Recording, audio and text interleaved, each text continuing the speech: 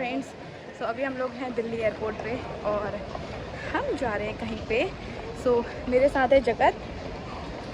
जगत, हमने बहुत ही ज़्यादा मुश्किलों से हम लोग यहाँ तक पहुँचे हैं क्योंकि हमारी फ़्लाइट हो गई थी कैंसिल और उसके बाद बहुत ज़्यादा ड्रामा होने के बाद बड़ी मुश्किल से हम यहाँ तक पहुँचे हैं। आपको लेके चलते अपने साथ और हम कहाँ जा रहे हैं ये सरप्राइज़ रहेगा आप लोगों के लिए, जैसे कि आप तो मरे जा रहे होंगे जानने के लिए, बट क्या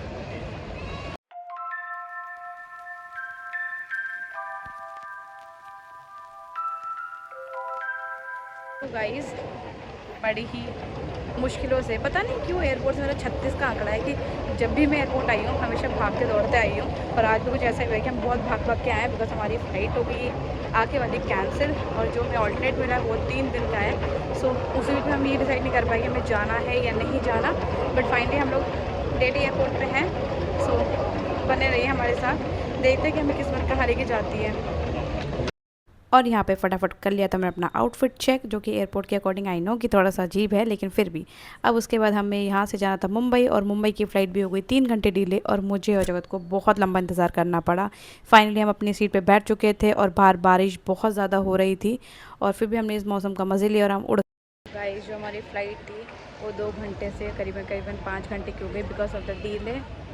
अभी हम लोग हैं मुंबई एयरपोर्ट पे और अभी बीना में मिलेगी। वी आर वेरी टायर्ड और मेरे पीछे है डिपार्चर। इसके बाद हमने किया बीना का इंतज़ार, क्योंकि यहाँ से बीना मेरी और जगत की इंटरनेशनल फ़्लाइट थी, तो उसके लिए हम बीना का इंतज़ार करते क्योंकि बीना ऑलरेडी वहाँ पहुँच चुकी थी। तो बीना में ऐसे पिक करने वाली थी क्योंकि हमारा टर्मिनल जो था वो दूसरा था। यहाँ पे मैं और बीना ऑलरेडी चेक इन कर चुके थे, अब जगत की बारी थी और अब बारी थी हमारी इंटरनेशनल फ़्लाइट की। तो हम बहुत ज़्यादा डरे हुए थे, और ये था मुंबई का एयरपोर्ट जो कि बहुत ज़्यादा सुंदर था। हम बहुत ज़्यादा डरे हुए थे अपनी इमिग्रेशन को लेके, बट फिर भी सब कुछ ठीक रहा।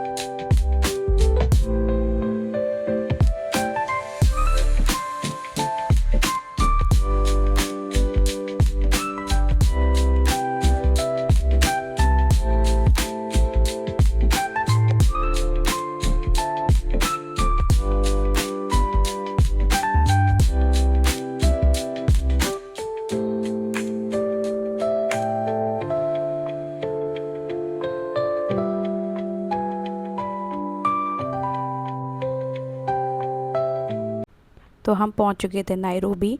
यहाँ से हमारी अगली फ़्लाइट थी 6 घंटे बाद, और ये बिल्कुल किसी गवर्नमेंट हॉस्पिटल की तरह लग रहा था। बहुत ही शांत और बहुत ही कम पैसेंजर थे यहाँ पे। ड्यूटी फ्री में एंट्री करते ही मुझे ऐसा लगा कि ड्यूटी फ्री एक गलत नाम है, क्योंकि यहाँ पे आपको फ्री तो बहुत दूर की बात है, बट उस रेंज में भी कुछ नहीं मिलेगा। बहुत ज़्यादा महंगा था यहाँ पर सब कुछ, और इंडियन लोगों की एक आदत होती है कि हम हमेशा कंपेयर ज़रूर करते हैं पैसों को, तो यहाँ से मैंने कुछ भी नहीं लिया। इसके बाद हमारी अगली फ़्लाइट के लिए हमें ऑलमोस्ट 6 घंटे इंतज़ार करना था, बट किसी ना किसी रीज़न से हमारी फ़्लाइट हमेशा डिले होते जा रही थी और एंड में आके हमें यहाँ पे 11 घंटे वेट करना पड़ा अपनी अगली फ़्लाइट के लिए। उस फ़्लाइट का नाम मैं आई थिंक ले सकती हूँ या नहीं पता नहीं, बट मैं उस एयरलाइन से कभी अगली बार ट्रैवल नहीं करूँगी। सो वहीं पे हमने एयरपोर्ट पे ये पोर्शन देखा जहाँ पे बर्ड्स लगे हुए थे, पता नहीं कौन था, बट मैं इसकी आँख फोड़ देती अगर मेरे को और डिले होता तो। उसके बाद हमें मिला ये खाना जो कि चिकन बोल के मुझे दिया गया था, बट ये इतना बड़ा पीस था कि मुझे बहुत ज़्यादा डाउट हो रहा था चिकन पे, तो मैंने इसे नहीं खाया।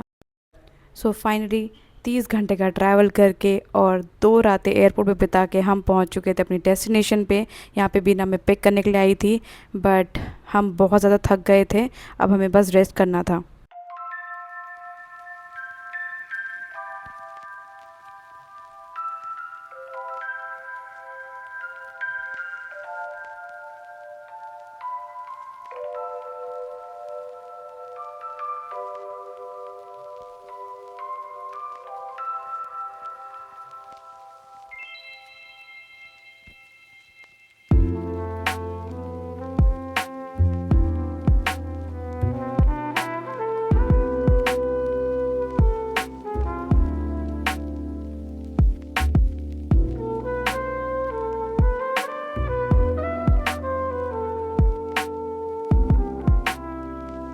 सो फ्रेंड, जैसे कि मैंने आपको स्टार्टिंग में बताया था कि मैं कहीं जा रही हूँ, ट्रैवल कर रही हूँ, तो हुआ एक्चुअल में ऐसा कि जो मेरी डायरेक्ट फ़्लाइट थी हमारी कैंसिल हो गई। ऑल्टरनेट में हमें जो फ़्लाइट मिली वो इतनी ज़्यादा लंबी हो जाएगी वो मुझे नहीं पता था। इतनी ज़्यादा डिले थी कि ऑलमोस्ट 2 रातें में एयरपोर्ट पे बिताना पड़ा और मेरी और जगत की हालत बहुत ज़्यादा ख़राब हो गई थी।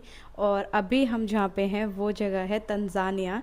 तो यहाँ पे हम किस लिए आए हैं और क्यों आए हैं, कितने टाइम के लिए आए हैं, इन बातों को भी थोड़ा सा इग्नोर करते हैं, साइड में रखते हैं। बाकी मैं यहाँ पे आई हूँ और ट्रैवल के बाद ऐसा हो गया था कि एक्सपीरियंस थोड़ा सा ज़्यादा ख़राब हो गया था, बट अभी धीरे धीरे सबको सेटल डाउन हो जाएगा।